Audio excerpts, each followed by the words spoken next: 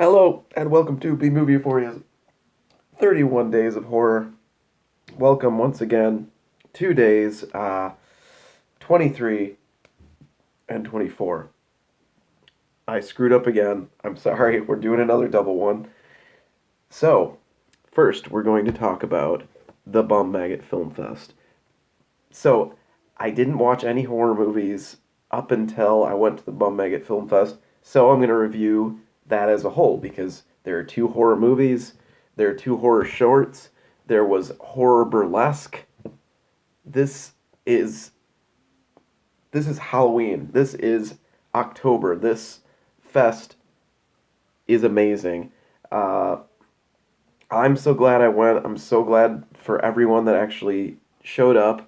And, like, if you couldn't stay for the whole thing, I understand. But in as an experience, I feel like you needed to, like, take the whole thing in. But that's just me. Whatever. So, it starts off. We have a short film. Uh, James actually showed a one of his earlier films, uh, Tacos con Carnage, so everybody got to see that, which that hasn't seen the light of day for a while, and that's one of my favorites because there's a lot of me in there. Anyway, I can't review movies that I'm in. I feel like um, there's kind of a bias there, maybe. So we're just gonna go ahead and review The Place They Go to Die. Um, I very much enjoyed it. It's set up as basically kids in the woods getting picked off one by one. There's a basic story, but everything is kind of hinged on, oh fuck, who's gonna die next? Who's killing everybody? And in the end, there's the reveal. There's a blood soaked, insane finale, and it's just beautiful. It's like this homage to the kind of whodunit slashers of the 80s, 70s, and 80s. And it's a lot of fun because you can tell that everybody in the film is having fun and everyone behind the camera is having fun, and it was just highly entertaining. Uh, I really love that one. And then in between, we have burlesque. Like, who doesn't want to see people doing amazing dances and doing insane, acting out wild sci-fi horror themed strip teases? It's incredible. Ouija Bordello was amazing. Airport Hojo was fantastic. I was just so impressed, so happy with uh, everybody's performance, everybody's film. Lobster Cabin, this is all I'll say.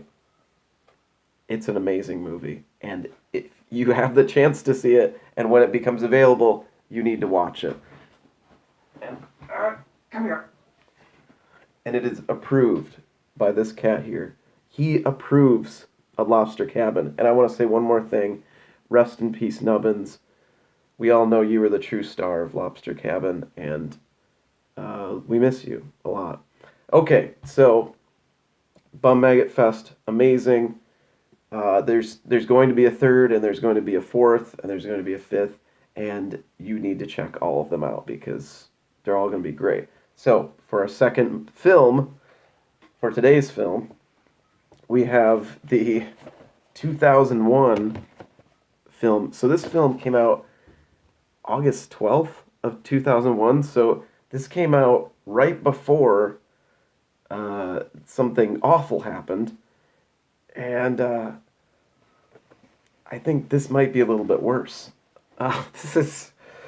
Okay, it's not that terrible, but Killer Instinct. Ugh. You see the cover, and it's pretty generic, and it's basically the same skull, just put on over and over, and then a creepy house, and then two people with a flashlight. And then you got the names Corbin Burnson, who a lot of us know, L.A. Law, The Dentist, A lot of good stuff. Dee Wallace Stone has been in everything, and she is also a very, very nice lady. She's been in The Frighteners, The Howling, and E.T., and just anything you can think of that you've liked, she's been in. I don't know if you could put this on the list, but so let's talk about, does the cover correspond with the movie itself? Absolutely fucking not. There is nothing. That isn't the same house. There are no spooky. There are no ghosts in this movie. I'm here to break it to you. This is not I mean, it is a horror film, but this is not a spooky ghost story in any way. Two people with a flashlight. At no point in this movie are two people just walking through the woods with a flashlight.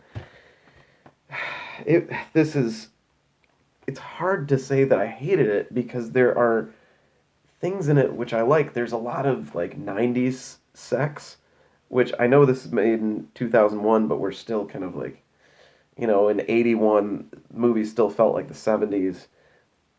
In this one, there's a lot of like slow grinding like 90s sex, like when the woman kind of gets on top of the man and is just like, oh, oh, oh, that kind of sex that have seemed to like peter off since till now. We don't really see that kind of theatrical sex anymore, but there's a lot of that in this movie, and I always like that because I kind of grew up in this era, so that's kind of what I thought sex was going to be like. And sometimes it is, sometimes it isn't, but I kind of, just the idea that they were kind of selling us on, that sex was this extremely just like, oh yeah, just insanely theatrical and over the top kind of thing. It kind of, it was kind of a downer when you found out that sex is kind of a lot of grunting and sweating, and it's wonderful. It's wonderful in a whole different way. Anyway, so back to the movie.